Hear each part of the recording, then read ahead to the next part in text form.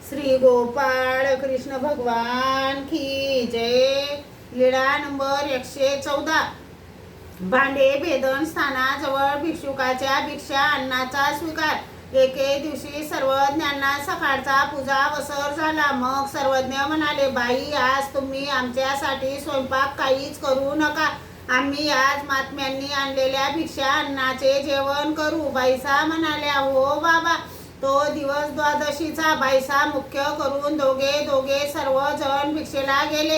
एक दोघे भिक्षा घेऊन परत आले। सर्वज्ञ भांडे भेदनाकडे गेले आणि तेथे बसले। भक्तजन तेथे येत सर्वज्ञांना झोडी दाखवत। बाईसा ज्यावेळी भिक्षेला निघाल्या त्यावेळी जाताना त्यांनी महदायसाला सांगून ठेवले, रुपे, मला सर्वज्ञांनी स्वयंपाक करायला मनाई केली आहे, पण भिक्षेत काय येईल आणि त्यात सर्वज्ञांचे जेवण व्यवस्थितपणे कसे बरे होईल, म्हणून तू असे कर, थोडेसे तांदूळ शिजवून भात घेऊन ये। त्याप्रमाणे महदायसाने चांगला भात शिजवला व घेऊन आली। ती तो भात पांघरलेल्या वस्त्राखाली लपून घेऊन येत असताना सर्वज्ञांनी लहानसा खडा त्या भाताच्या मडक्यास मारला आणि महदायसा आपल्या भोवती इकडे तिकडे पाहू लागल्या। खडा लागल्याबरोबर मडके फुटले व सर्व भात खाली विखुरला।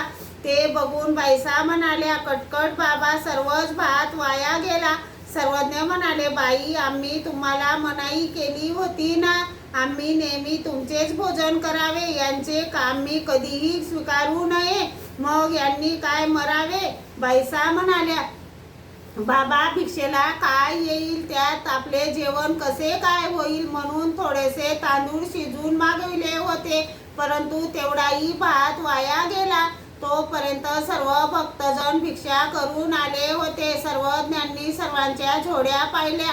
बाईसांकडे सर्व झोड्या दिल्या। बाईसांनी त्यातील चांगले चांगले पदार्थ सर्वज्ञांसाठी निवडले, सर्वज्ञांसाठी ताट केले, भक्तजनांना एकत्र बसविले, एका वेगळ्या स्वच्छ दगडावर उरलेले भिक्षा अन्न घातले। सर्वज्ञ जेवण करताना कपाळावर श्रीफळ ठेवून म्हणायचे, हा पलीकडे अस्पष्ट असा कोण हो, टेकड्याआड दूर अस्पष्ट असा दिसत आहे तो कोण हो, जीजी हा देव किंकरू वानरा। पुन्हा तसेच म्हणायचे, हा पलीकडे अस्पष्ट असा कोण हो, भाताच्या ढिगाआड जीजी हा देवकी दास मंडळी। सर्वज्ञांनी क्रमाक्रमाने सर्वांना असेच म्हटले। असे विनोद करीत करीत सर्वज्ञांचे जेवण झाले। गुन्हा केला, विडा घेतला, मग सर्वज्ञ गुंफेकडे गेले। श्री गोपाळ कृष्ण भगवान की